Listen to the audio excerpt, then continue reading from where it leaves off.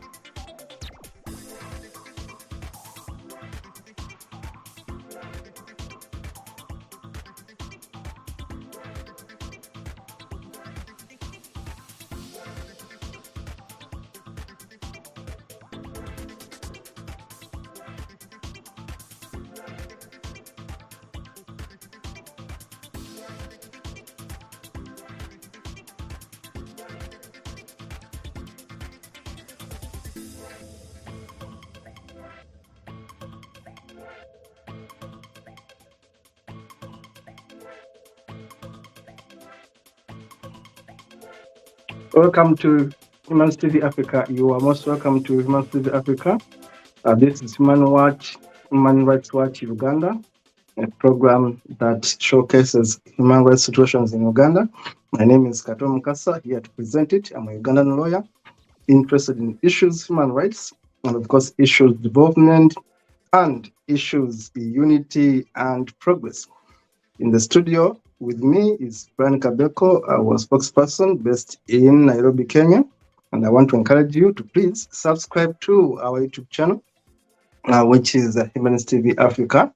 And of course, our Facebook name is Humanist TV Africa. Please, as you watch this show, do one thing: subscribe to Humanist TV Africa and be able to see our over 400 videos so far done, which are very, very educative, very informative, and very, very motivational videos. Now, having said that, I also want you to write to us, send us an email. Send us an email at info. Our email is info@humanistvafrica.com, because our WhatsApp number is right there on the screen. And of course, Brian will be able to respond to you on your queries. We are looking for volunteers into organization with physical studios in Uganda, Kenya, Zimbabwe, Zambia, Nigeria, Ghana, Sierra Leone, UK, and USA. And remember, we are still opening up more studios elsewhere in the world. We are a registered non-government organization. Today, I'm bringing to you a documentary. I'm going to call it a mini documentary about the prison situation in Uganda the loss of prisoners in Uganda, and things to do with prisons in Uganda. I should start by saying that Uganda has a number of prisons which total to 254 prisons. There are 254 prisons in Uganda. The main prisons are less than 20, but others are jails. You can call them jails, government prisons, which are more spread in rural areas. The major prison is in Kampala, the capital state of Uganda, and has been ranked as a model prison in Africa. The model prison in Zira Prison, Zira Maximum Prison, and Zira Women Prison is the main prison of Uganda. It has been ranked as a model prison in Africa for doing so well. Our main prison, they say, does so well in terms of rehabilitating the prisoners that go there. Many prisoners that go there actually come out reformed. Data shows that Uganda's success rate of turning prisoners into useful citizens once they leave prison is at 30%. That when you release 100 prisoners out of Uganda's prisons, 30% go back reformed, and they do quite well. They will never commit any other crime, and they integrate very well in the society. So they are saying that our success rate to turn ex-convicts into useful people is 30%. It makes Uganda the prison, the main prison of Lizera, the main model prison for Africa, is such a successful turnout rate of effective mentoring, of effective modeling of prisoners and integrating them into the real life. But again, there are problems here. These prisons have been there since the 1960s. They have been there. They have been built. They are a bit old. With, let's face it, let me tell you that Uganda's prisons were built to contain only 20,000 prisoners. Uganda's prisons were built to contain only 20,000 prisoners. The number today that are in prisons in Uganda is 76,000 prisoners. The capacity we have is for 20,000 prisoners. But the number of prisoners we have in Uganda is 76,000 prisoners. It means we have an excess of 50,000, 56,000, which is 306%. You can imagine that our prisons are overcrowded. We were budgeting for 20,000 prisoners. We have 76,000 prisoners. Now, that is an overflow. As a result, there is so much mayhem in Uganda's prisons. There is a lot of diseases coming up because they are over-congested, poor feeding, poor health. Many prisoners suffer diseases and actually die in prison. Now, this is so alarming because our prisons are overflowing. Our prisons are overflowing. And of course, the good thing is that Uganda stopped implementing the death penalty in 2005. Since 2005, no prisoner has been executed since 2005, which means that even when you are on a capital offense, you're on death row, you're going to be there for as much as it takes you to be there. No one is going to kill you. So Uganda stopped killing prisoners on death row in 2005, which means, of course, there are so many prisoners now in these prisons. Of course, we don't support killing prisoners. We support releasing them and going back to get integrated. Now, that's a challenge, overflow. Feeding is a very big problem, but also the issue of space in these prisons and the issue of medication in these prisons. Another issue which I'm going to highlight here in this documentary is the issue of children of prisoners. The law says that a child must be with the mother. If the mother is a prisoner, that child must be below 18 months. 18 months means 1 year and a half. It means that a child that is having 1 year and 7 months must leave the prison. How do these children go to prisons? They go in the bellies of their mothers. When the mother is pregnant and she's arrested, imprisoned, charged, then she's going to stay in prison for that long with the baby. But the law says the baby must be removed from the mother when the baby is 18 months. That baby must be taken to foster care units or it must be given to a relative. But sometimes this is not the case, as we're going to be seeing photos of children who are above 18 months. Now, this is wrong. As a lawyer should say, this is wrong. Keeping children in prisons, children are not prisoners. But this is something wrong that the prisons in Uganda are doing. And it must be revised because the law is clear. A child above 18 months must not be in prison with the mother. There must be any center for children in a foster home or with relatives. Now, the other challenge is the issues of human rights in these prisons, the violent arrests, the violent quarrels and beatings of prisoners. We have been complaining about this as human rights activists in Uganda, that prisoners end up killing each other, end up dying, and sometimes the cases of sodomy have been increasing in some of these cells. And we said that some of these acts, or these are acts against human rights, which we must talk about as human rights activists and say, no, someone in prison remains with the right. Remember, even the right to visit your people is there. The law says that you must be able to visit your people in prison.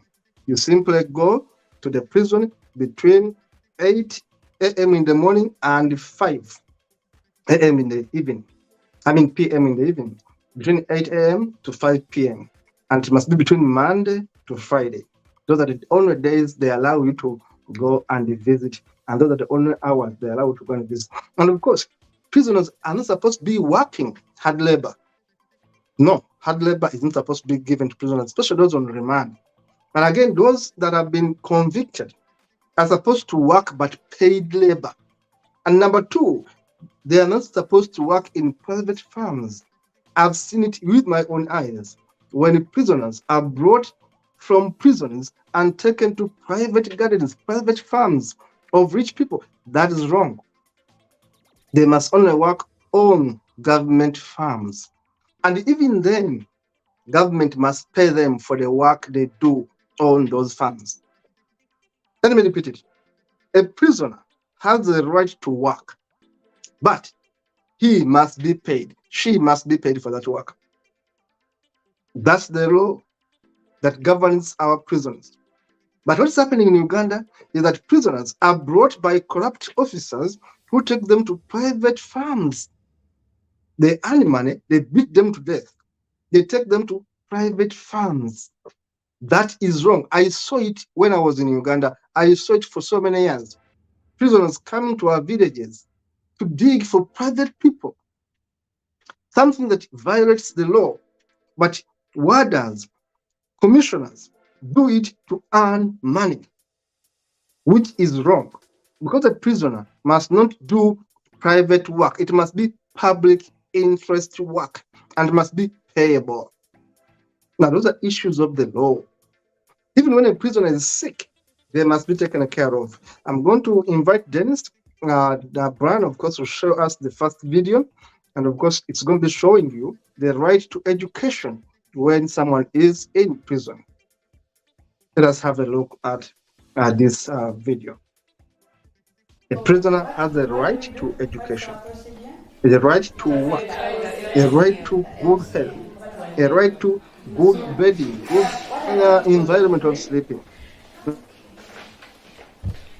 3 times 1, 3 times 2, 6 times 3, which is continuous, like we call it in mathematics. So the LCM of this number of 3 will be both our denominators are 3. Yes? I think you are told that's the time that when the denominator is the same with we don't find the LCM. Yeah, you don't find a LCM, but in section B, to get the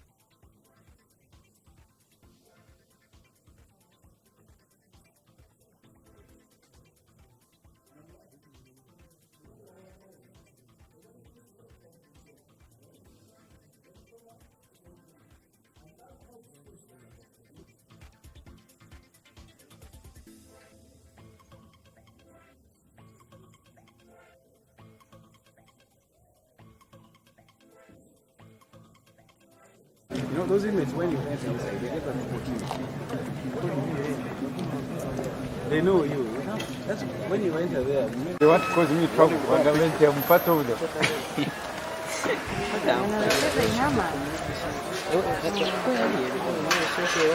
Interview, your interview.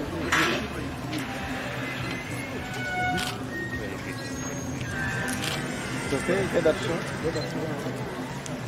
That's enough. But listen, big time it is.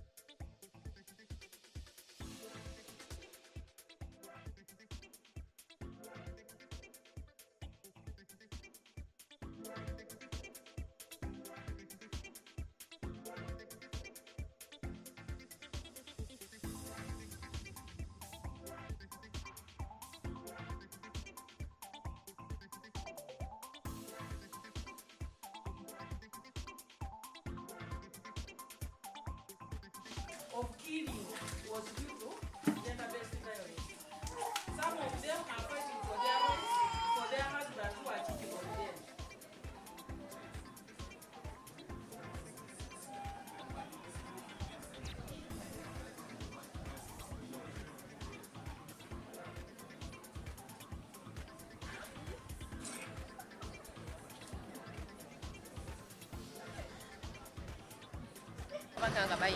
Kuandikira bwana. Ushagete. No. Pass me.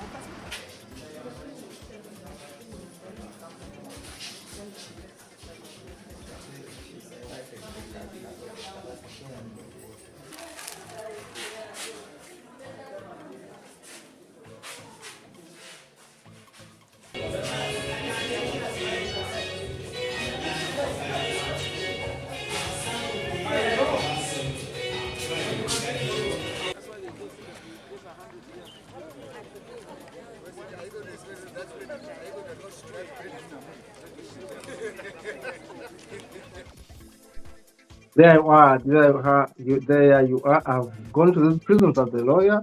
I used to have clients in these prisons as a lawyer, and of course as a human rights advocate. I used to go to these prisons, and I know exactly their situation. You have seen them.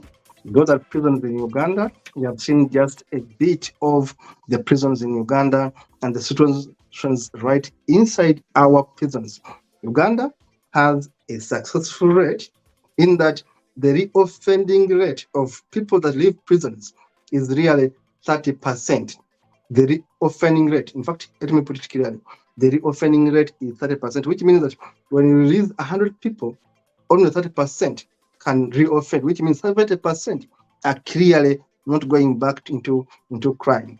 Now, having said that, I'm going to request our producer to show us more photos of what's happening in Uganda very, very fast. Let them not stop. Let them simply keep on rolling as I explain the situation right in Uganda. These are the photos. Those are the prisoners. I told you we have many prisoners in Uganda. There are 76,000 prisoners right now in prisons in Uganda. Yet our prisons can only take 20,000 prisoners. Think about it. It is 306%. Our prisons are overcrowded. They can only take 20,000 prisoners. Look at the torture in some of these prisons. I told you, I witnessed prisoners being taken out to work in private farms. You see, they fight a lot. They're fighting a lot. There's little counseling. There's little food. There's a lot of strikes within the prisons. It is quite pathetic inside those prisons. I've gone there to see my clients. I know these prisons inside and out. They can be terribly bad inside there out. You can see mothers with babies inside those prisons. The law says once a child is 18 months, that child must leave prison. Now you can look at these babies.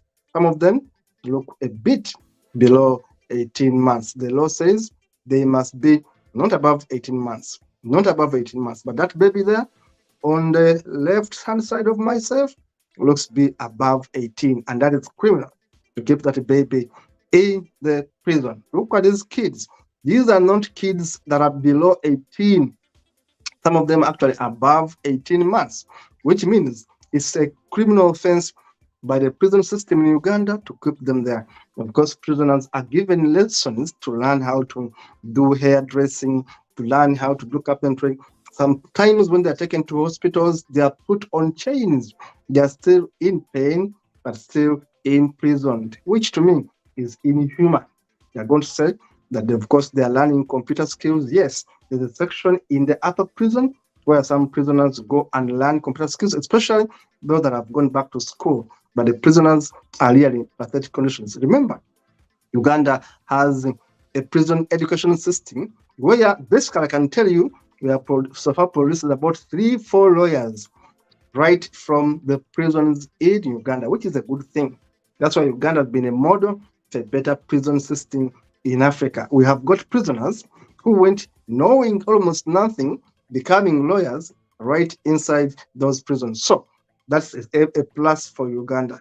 But it's only happening in the maximum prison, where we have got about 4 prisoners who went through studies, primary level, secondary level, until university, and they graduated as lawyers right inside the prisons. And of course, you may ask how were those are the candidates who passed exams and finally became lawyers as right inside the prisons, because there's a system where they're taken back to study and gain more skills. But this is only in the upper prison, in the main prison. This is where the education is happening. The education is not happening in other prisons. It's not as organized as it is in the main prison. That's why the main prison remains the model prison for Africa. The main prison. But otherwise, other prisons in Uganda are terrible, are pathetic, are in bad condition. We are showing you images of the main prison, where prisoners are having better rights, properly scheduled, they're properly treated. You see, that's a carpentry workshop where they go in Luzira Upper Prison, the main prison. They go into that workshop and learn a bit of carpentry. They learn lessons in hairdressing. They learn knit making. They can be able to make bags, but this is only happening in the main prison. So these are issues that I wanted to point out in today's mini documentary about prisons in Uganda, and showcase to you what's happening in Uganda, but also remind you that prisoners have rights. The only right that prisoners don't have is the conjugal right. I'll repeat that. The only right that prisoners in Uganda don't have is the conjugal right, the right to have sex. That one, they don't have it. And why? because the prisons are congested, and number two, there's a fear of infections that may arise. Otherwise, prisoners have all other rights, including rights to be heard in courts of law and on time, including prisoners on remand not being forced to work, including convicted prisoners to be able to work on pay. A prisoner must not work for free. They must be paid as they are in prison. That money can help their relatives outside or can help them buy whatever they want. Prisoners deserve to work and do paid work. Number three, prisoners deserve better medical care under the law. And the way of putting them on chains when they are in hospital in pain, to me, it violates their rights. They should be having guards around them, but they should be given the human treatment they so much deserve. And of course, issues of beating. We have been addressing issues of beating prisoners in prison must stop. And of course, issues of not allowing people to visit them. Yet the Constitution says, yet the Act, the Prisoners Act, clearly give them hours and days, Monday to Friday, from 8 a.m. to 5 p.m. They can be able to see their visitors without making an appointment. You simply go there on time, get checked, present your identification card, and then be given the time to see your prisoner. Now, prisoners have all these rights. The right to eat well, a balanced diet, which in most cases doesn't happen in these prisons. Therefore, prisoners have the right to sue the officers that manhandle them. I repeat this, prisoners in Uganda have the right to sue the officers individually and the institution that manhandles them. As lawyers, we have been telling prisoners their rights. You can actually sue that officer who beats you. Get their number, get their name, and sue them individually. That's the law now. And of course, you can also sue the institution and the government for mistreating you as a prisoner. You have all those rights. Being in prison doesn't mean that your rights are taken away. Some are taken away, but many of your rights remain guaranteed to you, including a speedy hearing, including an appeal, including bond pending trial.